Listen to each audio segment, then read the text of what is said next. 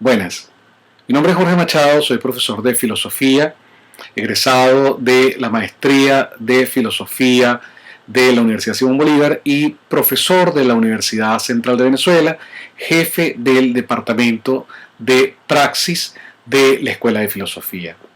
Esta clase es una introducción a la concepción de democracia y ha sido solicitada por Kelvin Mendoza, a quien doy las gracias en nombre de su fundación Rejoven Venezuela.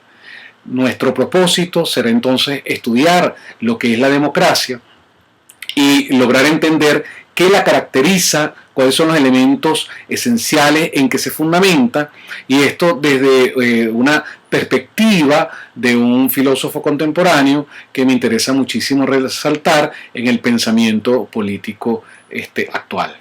La bibliografía que yo he seleccionado y recomiendo para esta clase, seguramente ustedes la podrán acceder a ella virtualmente, está dada por este texto que se llama El futuro de la democracia de Bobbio, en el cual haré un pequeño comentario sobre él, y un segundo texto que también me interesa muchísimo comentarles, que es libro de Menke, que es La filosofía de los derechos humanos. De estos dos libros haré unas breves reflexiones, de ahí he sacado mis ideas y estoy a la orden para comentarios, observaciones o aclarar algunas dudas que pudieran surgir.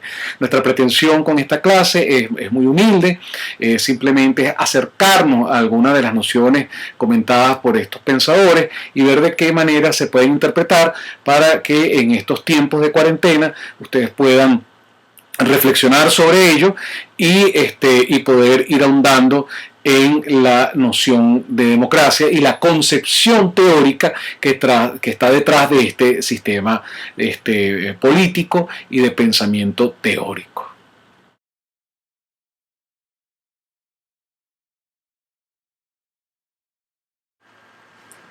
¿Qué es la democracia? Bueno, a esta pregunta tan fundamental, me parece a mí, puede responderse al menos de dos maneras diferentes, igualmente válidas. La primera de ellas sería mostrar cuáles son las características que comúnmente estaríamos nosotros dispuestos a admitir como fundamentales en un sistema que es considerado democrático. ¿Cuál es el bemol que tiene esta manera de conceptualizar la democracia?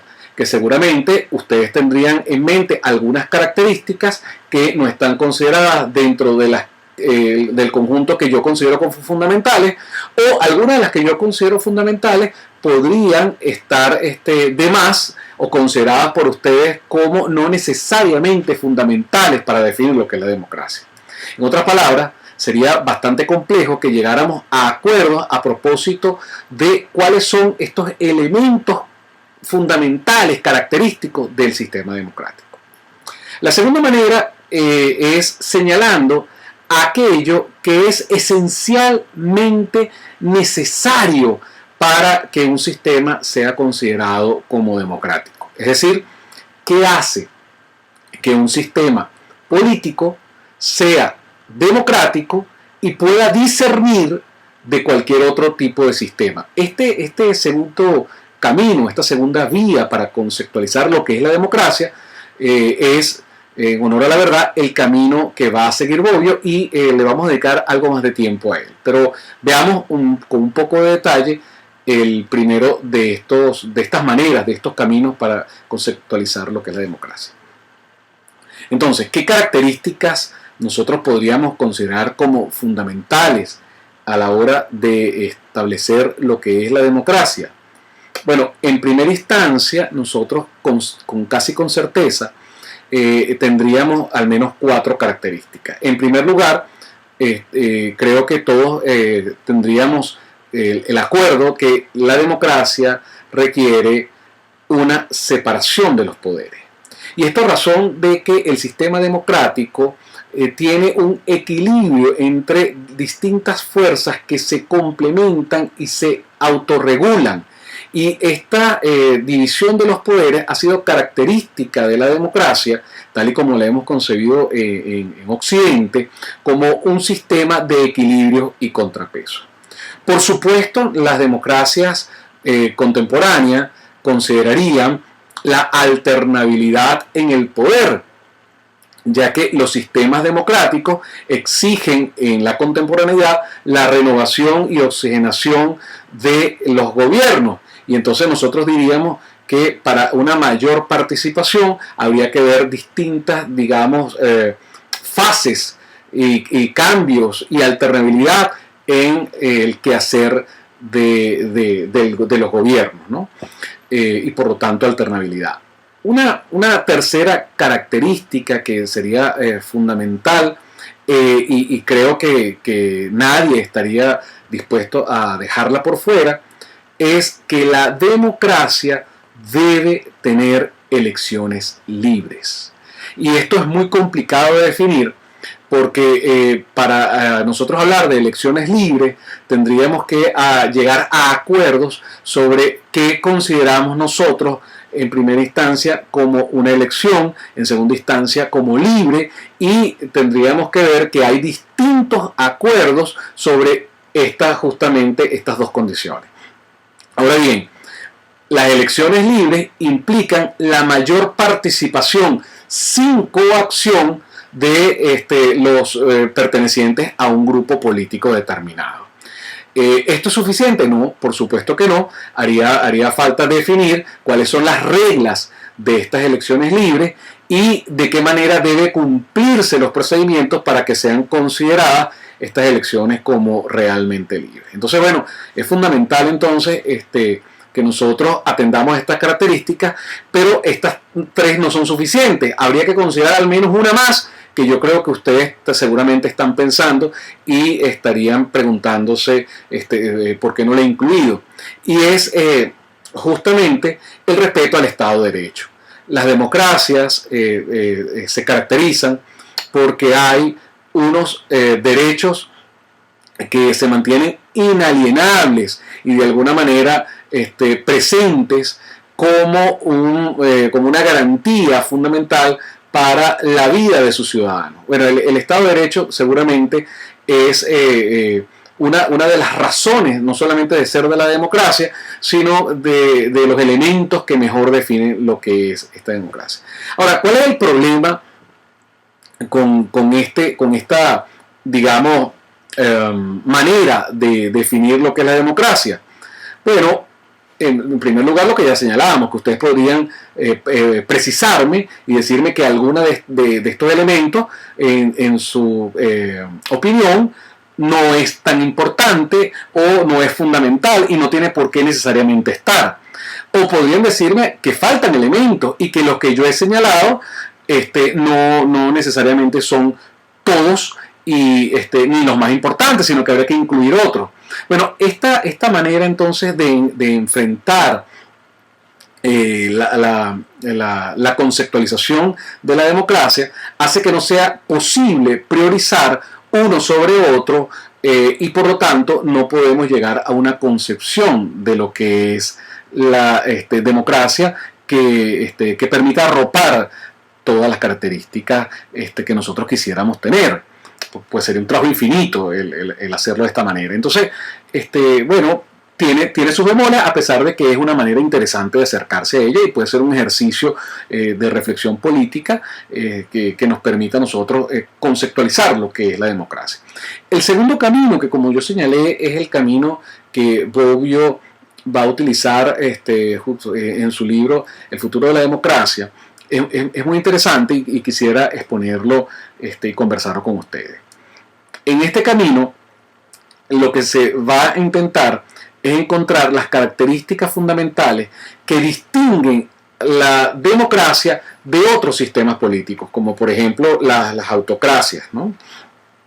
Y en este sentido, la pregunta que nos estaríamos haciendo en esta segunda vía es: ¿qué es lo que es esencial a un sistema político para ser considerado democrático? Es decir, no buscamos definir las características propiamente de la democracia, sino aquella característica esencial, aquel elemento sin el cual nosotros no podríamos admitir que ese sistema en particular es democrático. Bueno, la consideración que Bobbio va a hacer en el futuro de la democracia es que esta característica va a estar atada al modo como se toman las decisiones, es decir, estaría dada por quién está autorizado en un sistema democrático a tomar las decisiones colectivas. Y habría que entonces entender qué significa una decisión colectiva, y además Bobbio también nos va a exigir cuáles son las condiciones y procedimientos que validan y autorizan para que esta decisión sea legítima. Bueno, en otras palabras, nosotros estaríamos en esta perspectiva, en esta manera de definir la democracia, haciendo una consideración a propósito del quehacer del gobierno, del modo como la democracia se muestra en su cotidianidad, en su quehacer diario. Y en este sentido, entonces habría que admitir que en los sistemas políticos, incluso en el democrático, las decisiones, aunque son colectivas, generalmente no abarcan la participación de un todo. ¿Y por qué no abarcan la participación de un todo? Bueno, porque esto sería inviable. Fíjense ustedes que incluso en una elección, que supongamos las reglas que ustedes quieran, es decir, que sea universal, secreta, transparente, que respete, digamos, las reglas de observaciones internacional válidas, que haya equidad entre los candidatos, etcétera, etcétera. Toda la cantidad de legalidad que ustedes estarían dispuestos a adjudicar a una elección libre. Bueno, ahí no participarían todos, por más incluyente que sea. Por ejemplo, participarían los mayores de edad, y en algunos casos estos mayores de edad incluso excluirían a los no nacidos en el territorio de esa elección. En otras palabras, el todo no es posible concebirlo dentro de una elección porque votan individuos, y entonces eso de alguna manera dictamina que quedan fuera algunos y no otros. Entonces, ¿de qué se trata entonces cuando hablamos de una decisión colectiva? Bueno, de ver quiénes participan en la decisión y ver qué tan amplio es el carácter de participación de esta decisión y de qué manera hay una suerte de legitimidad en la colectivización de esta decisión. Pero siempre la decisión va a ser tomada por algunos o incluso por unos pocos, en representación o con la participación de ese colectivo. Claro, habría que ver las distintas reglas que de alguna manera determinan que este colectivo autorice o sienta que es válida la decisión y la asuma como una decisión grupal.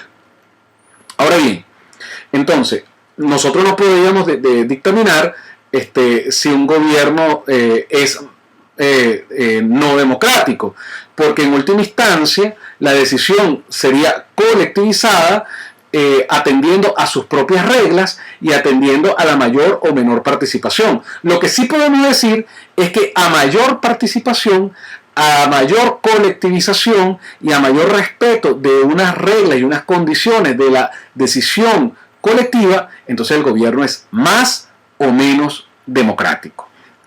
Entonces, ¿de qué se trata entonces? Se trata entonces, al definir la democracia, de estudiar las reglas que de alguna manera permiten la colectivización de una decisión grupal y ver cómo estas reglas, estas condiciones admiten la mayor participación posible.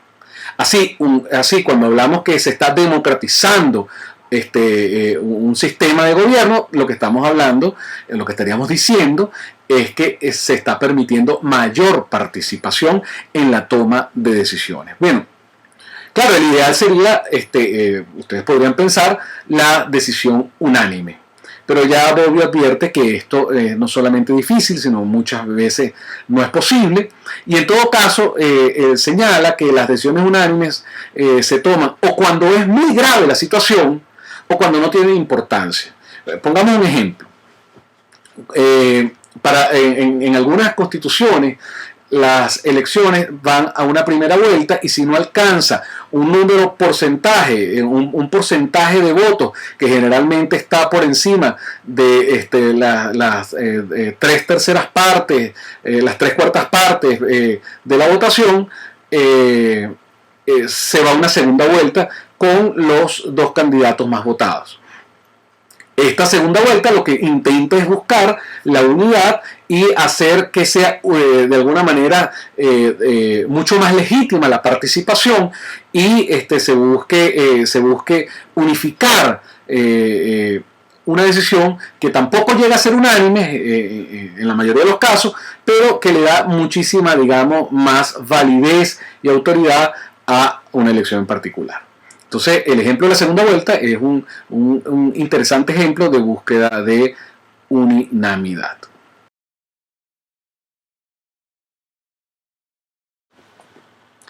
Ahora bien, ¿es suficiente que una amplia mayoría participe en la toma de las decisiones colectivas para considerar que estamos en un sistema que puede considerarse democrático?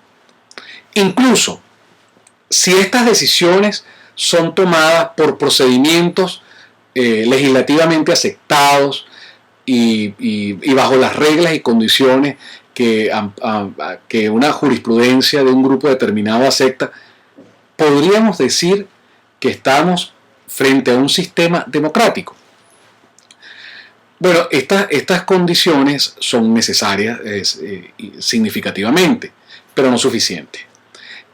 En opinión de Bobbio, hace falta una tercera condición que además tiene dos aspectos que deben ser considerados. En primer lugar, según Bobbio, quienes están llamados a decidir o también los que están llamados a elegir los que van a decidir, si cualquiera de estas dos opciones, tienen que tener alternativas reales de decisión. Es decir, la decisión se toma entre alternativas reales. Y si no hay alternativas reales, sino que la decisión, por amplia que sea, está siendo simplemente un disfraz de una decisión de una sola vía, entonces no estamos frente a la democracia. El otro elemento a considerar que es muy importante para que se dé la democracia es que aquellos que están llamados a tomar las decisiones o a elegir los que van a tomar las decisiones tienen que tener garantías de sus derechos fundamentales. Es decir, condición necesaria de que se dé la elección es que aquellos que van a elegir les sean garantizadas sus derechos fundamentales. ¿Y cuáles son los derechos fundamentales? Bueno, estos en los que se fundó el Estado liberal y que de alguna manera tiene por detrás las libertades básicas, fundamentales de todos los hombres. Es decir, estaríamos hablando de la libertad de expresión, la libertad de asociación, es decir, todos los derechos humanos de primera generación. Ahora, ¿por qué Bobbio admite esta digamos, garantía? Porque una mayoría en el cual no hay libertades de expresión, de asociación o cualquier otra libertad, estaría de alguna manera coaccionada en sus decisiones. Y por lo tanto, no habría posibilidad de que se tomara la decisión colectiva con libertad. En este sentido, los derechos humanos se convierten entonces en una pieza fundamental para que las decisiones colectivas o grupales tengan un fundamento lo suficientemente sólido que garantice que no están coaccionadas. Ahora, esto también presenta algunos bemoles, algunos problemas fundamentales, porque ¿por qué un Estado tendría que admitir estos derechos y no otros como fundamentales? ¿Qué tendríamos nosotros que demostrar para darle un peso político, filosófico, a los derechos humanos para que sean comúnmente aceptados?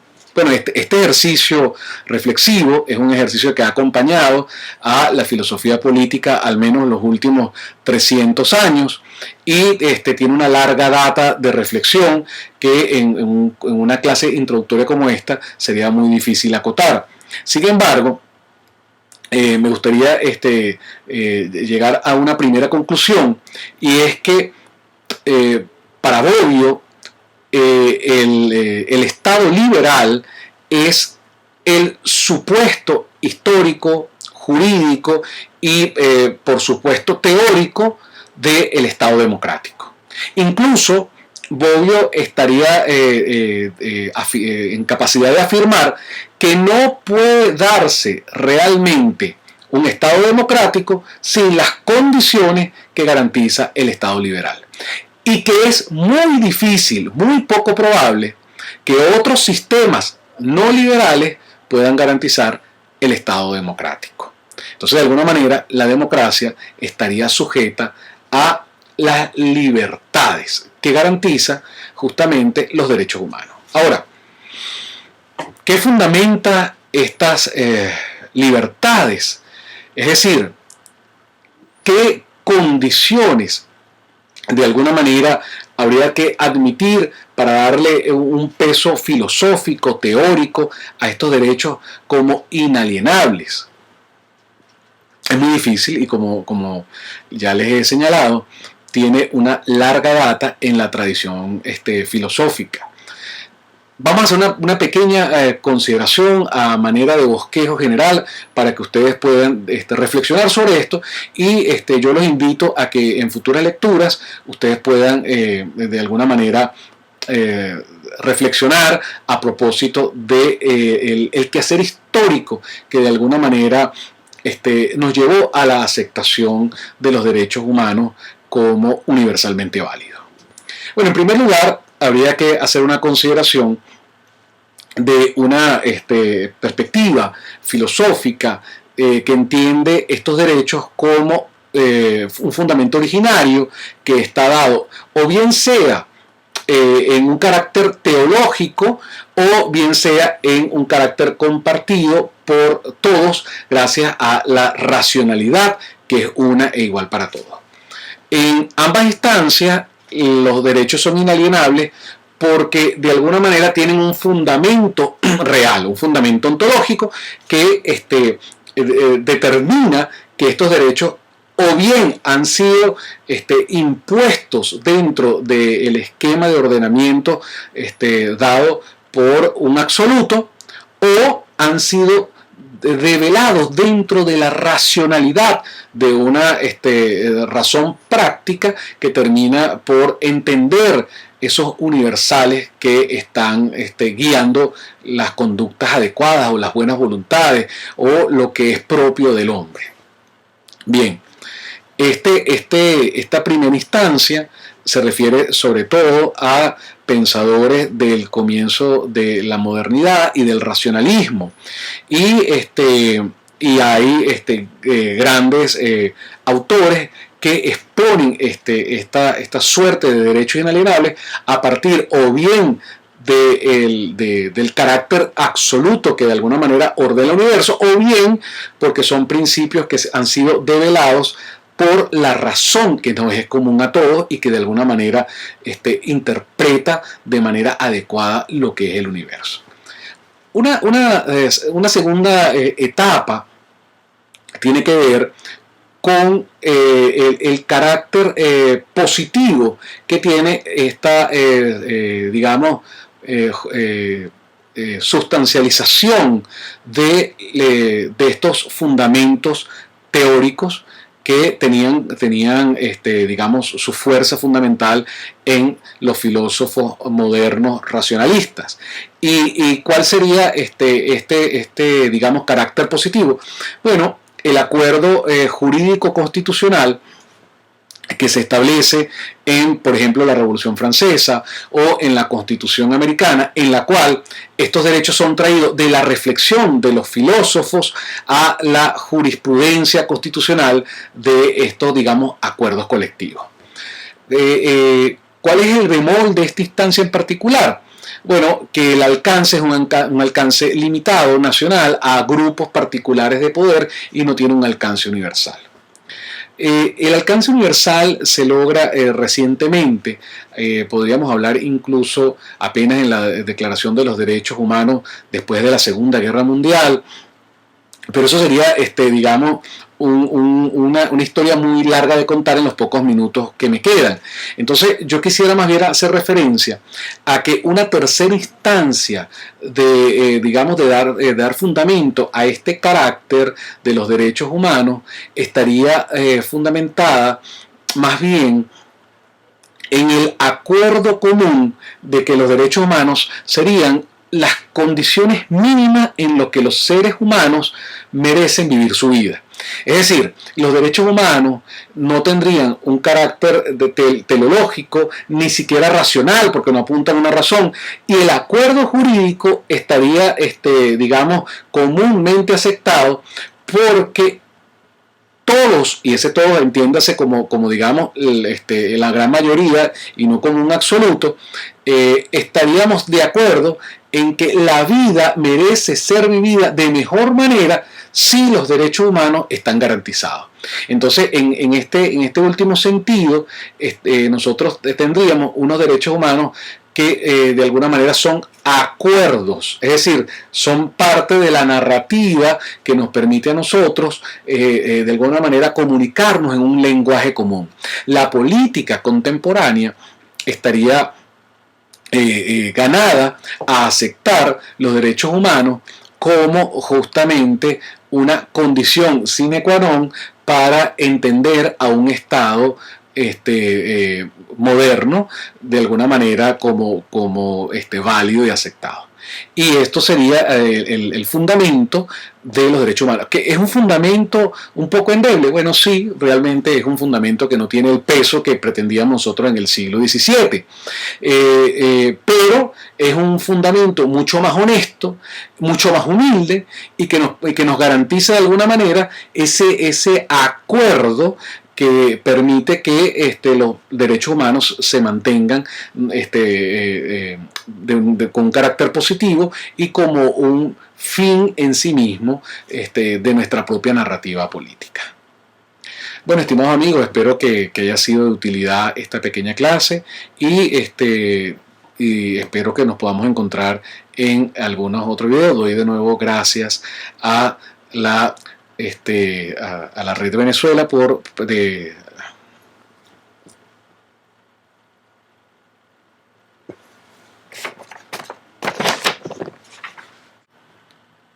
Para finalizar, quisiera dar las gracias a Red Joven Venezuela, a todos los muchachos organizados de las distintas universidades que han tenido a bien ver este video, ponerme a la orden de ustedes. Nuestra fundación llamada Formación Venezuela también está a la orden de ustedes, y la reflexión en la formación democrática y liberal siempre será para nosotros una prioridad, y esperamos poder coincidir con ustedes en nuevos procesos de formación.